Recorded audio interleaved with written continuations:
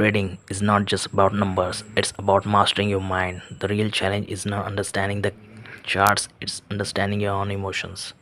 Ever felt the rush of excitement when you see a stock rising, or that sinking feeling when it crashes? This emotion, fear, greed, and overconfidence are the silent killers of many traders.